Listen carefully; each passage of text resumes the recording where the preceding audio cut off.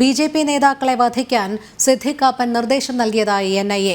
PFI ഭീകരരായ Ansad Badaruddin, Firoz Khan എന്നിവരെ ചോദ്യം ചെയ്തതിലൂടെയാണ് NIAക്ക് വിവരം ലഭിച്ചത്.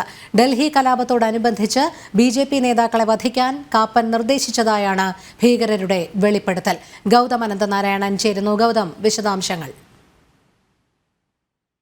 രോഹിണി, പോപ്പുലർ ഫ്രണ്ട് ഭീകരനായിട്ടുള്ള സിദ്ദിഖ് കാപ്പനുമായി ബന്ധപ്പെട്ടുള്ള കൂടുതൽ തെളിവുകളാണ് ദേശീയ അന്വേഷണ ഏജൻസിക്കും ഉത്തർപ്രദേശ് പോലീസിനും ലഭിക്കുന്നത്. ഏറ്റവും ഒടുവിൽ ഈ കേസുമായി ബന്ധപ്പെട്ട് നേരത്തെ അറസ്റ്റിലായിട്ടുള്ള, അതായത് ഡൽഹി കലാപം, അതോടൊപ്പം തന്നെ ഹത്രാസ് ഗൂഢാലോചന തുടങ്ങിയ വിഷയങ്ങളിൽ അറസ്റ്റിലായ ബദറുദ്ദീൻ, അതുപോലെ തന്നെ KP കമാൻ തുടങ്ങിയ ഭീകരരെ ചോദ്യം ചെയ്തതിലൂടെ ഹിറ്റ് സ്ക്വാഡിന് നേതൃത്വം നൽകിയതിൽ സിദ്ദിഖ് കാപ്പനുമുണ്ട് എന്നത് സംബന്ധിച്ചുള്ള ചില റിപ്പോർട്ടുകളാണ് ഇപ്പോൾ ദേശീയ അന്വേഷണ ഏജൻസിക്ക് ലഭിക്കുന്നത്. പ്രത്യേകിച്ച് ഡൽഹി കലാപവുമായി ബന്ധപ്പെട്ട് നമുക്കറിയാം, ഡൽഹിയിൽ കലാപത്തിന്റെ ആദ്യ ദിനങ്ങളിൽ വലിയ തോതിലുള്ള സംഘർഷം ഹൈന്ദവ കുടുംബങ്ങൾക്ക് നേരെ നടത്തിയത് ഈ പോപ്പുലർ ഫ്രണ്ടിന്റെയും മറ്റും ഭീകരരായിരുന്നു. അതിനെ പ്രതിരോധിക്കാൻ പിന്നീട് കടന്നു വന്നവരിൽ BJPയുടെ ചില നേതാക്കളുണ്ടായി. അവരെ കൊലപ്പെടുത്തണം എന്നത് സംബന്ധിച്ചുള്ള ക്ലാസുകൾ അല്ലെങ്കിൽ അത്തരം നിർദ്ദേശം കാപ്പന്റെ ഭാഗത്ത് നിന്ന് ഉണ്ടായി എന്നതാണ്